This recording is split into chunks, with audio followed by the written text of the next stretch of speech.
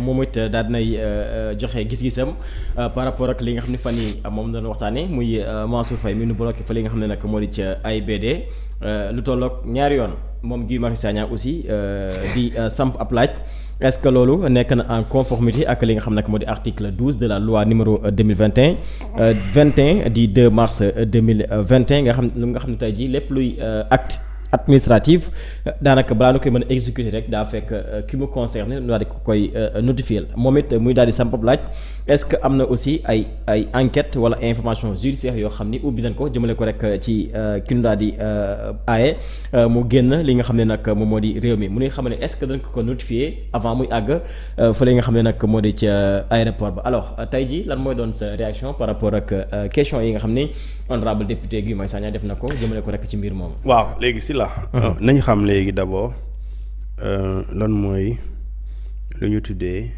notification d'une mesure d'interdiction. Après xam nga Guy dafa poser question nee na est-ce que am na cadre juridique. après dinaa ko wax fan la cadre juridique bi nekk après mu dem xool ko. léegi xam nga lan mooy bu ñu lay notifier mesure d'interdiction de sortie du territoire. bu ñu la koy notifier maanaam bu ñu la koy yëgal parce que notification tubaab la mooy bu ñu la koy yëgal loolu mooy notification bi. nee na bu ñu la koy yëgal dafa am façon yi ñu koy yëglee. mais ci biir façon yooyu dafa am bu ci gën. Naa la wax façon yi nga xamante ne moom la ñuy yëglee bu ñu yëglee nit bu ñu lay teree nga génn. benn bi mooy yow mi ñu teree ñu génn. mën na la woo rek yëgal la ko. yow mi ñu teree ñu génn mën nañ la envoyer message wala mail pour yëgal la ko. yow mi ñu teree génn mën nañ la envoyer lettre. recommandée avec accusé de réception yow mi ñu yëgal yow mi ñu war a wax yow ñu wax ne doo génn. mais aussi mën nañ la ko yëgal bi nga ñëwee ci poste de contrôle police. wala gendarmerie mën nañ la ko yëgalee foofu. mais bu gën mooy lettre recommandée avec accusé de réception. boobu mooy bu gën mooy tey kayit boobu Guy mi di wax yow autorité bi décidé. bindal kayit nga jox ko police wala gendarmerie mu dem jébbal ko. ki nga xam ne moom nga bëgg mu tere ba pare wax ko lu tax ma tere la ba pare nga justifier li ñu tuddee les raisons. loolu mooy li nga xam ne moom mooy gën. loolu mooy l'idéal. mais Guy na naa ko yóbbu ci cadre juridique yëpp. ñeent yi laa koy jox.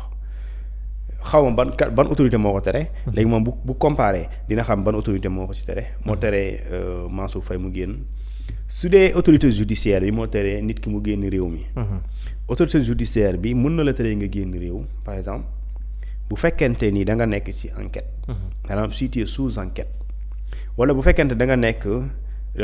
ñu nekk dans des nécessités c'est pour des nécessités judiciaires maanaam yow de danoo am ci wàllum yoon lu ñu la soxlawee. nécessité judiciaire wala nga nekk sous contrôle judiciaire. Thion nga baal ma. bu nu ubbee enquête jëmale ko ci yow est-ce que obligatoirement da nga war a xam ne ñu ngi enquête jëmale ko ci. c'est pas forcé te mais mun nga ko bañ a xam. xam nga dama la ne sous enquête mooy yaa ngi ci enquête. pour des nécessités judiciaires mën nga bañ a xam ban dossier la. par exemple xam nga quand tu es sous enquête xam nga ban dossier lañ lay enquête.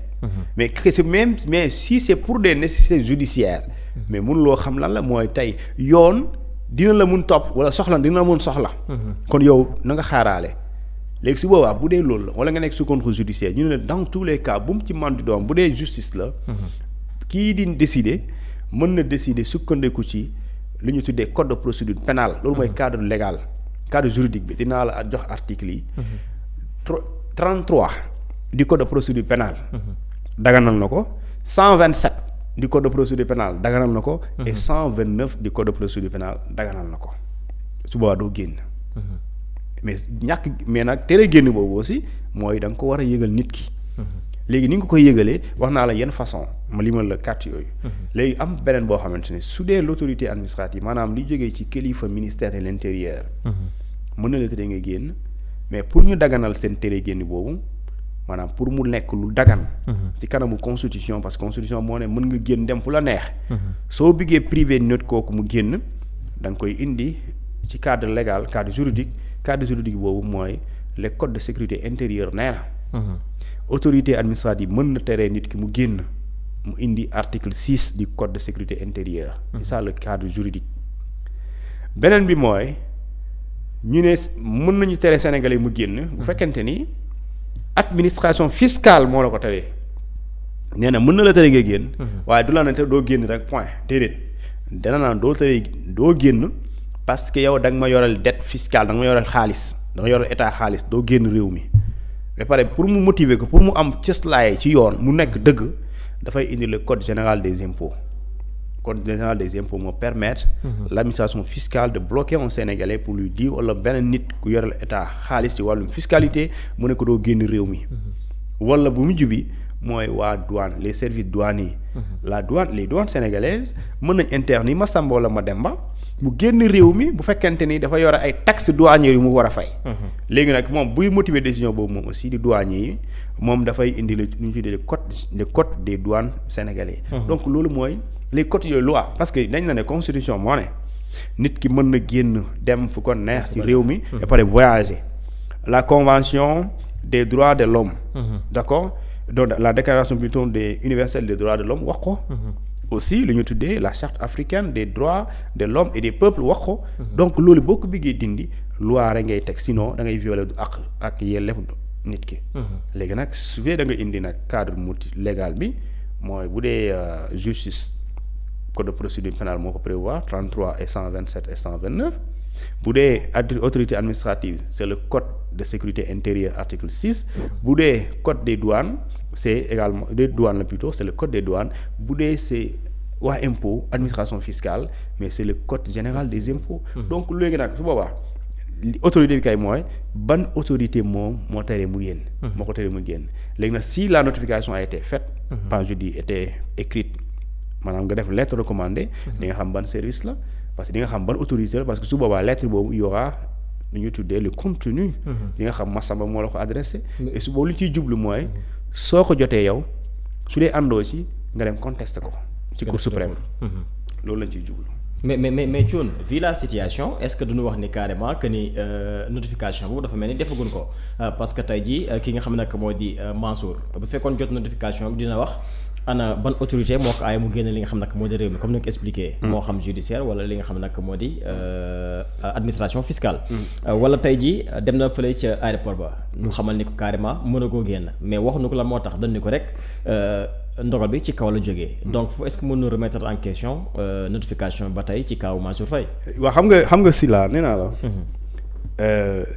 pour ñu yëgal mënoo dem ñu yëgal la ko def bëri façon même boo ñëwee ci policier bi dañu lors d'un contrôle de police mais kooku xam dina la jox ab kayit sax waaw mais moo tax mais xam nga il faut ñu xam c'est quoi une notification d'abord loolu mooy mais mënoo génn rek circuler mais non xam nga il faut ñu xam la mooy notification d'abord notification mooy ñu xamal la ne ñu xamal la dara waaw mais buñ la xamalee dara dinañ la wax lan moo tax mënoo génn ak waaw moo def li ni mel xam nga le policier n'est pas tenu de dire à Mansour Faye li tax doo dem et il n'est pas censé kon policier bi sax il n'est pas censé mu xam lu tax parce que moom dañ ko jox ordre consigne le policier n'est pas censé mu xam li tax diw mënul génn mais le policier peut recevoir une consigne selon laquelle diw mu génn léegi diw mu génn ki mu la joxoñ kooku la l'autorité léegi dama ne léegi l'autorité moom lu gënoon balaa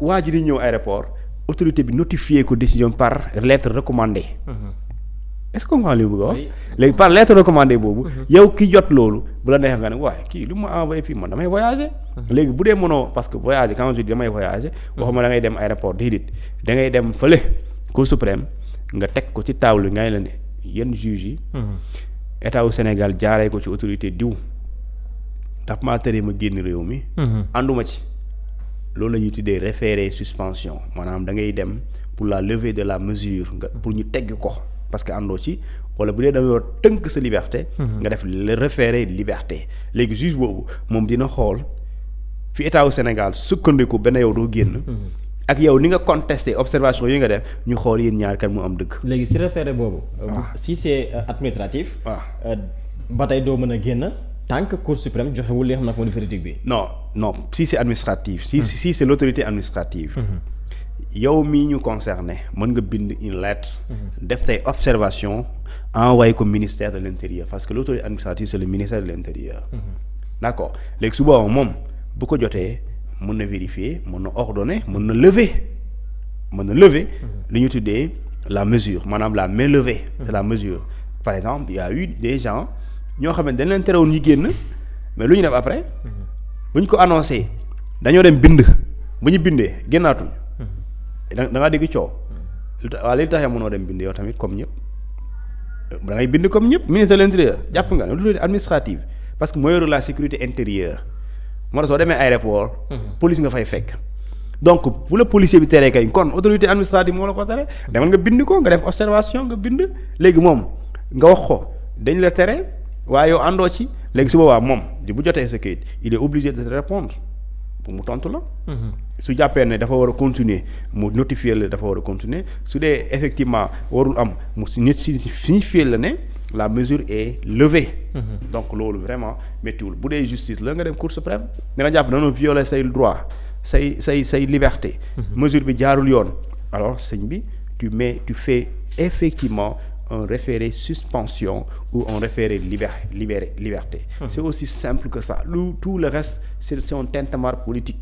C'est un tintamarre politique. Tout le reste, je te dis, c'est tout le exactement. Reste. Alors Thioune balaa ñuy ñëw suñu ponk mujj dafa am xibaar boo xam ni ñu ngi koy taataana léegi suñu confrère nekk fële ca Soleil ci réunion interministérielle bi nga xam ne amoon na nag tey jii ki nga xam nag moo di la premier ministre daanaka dafa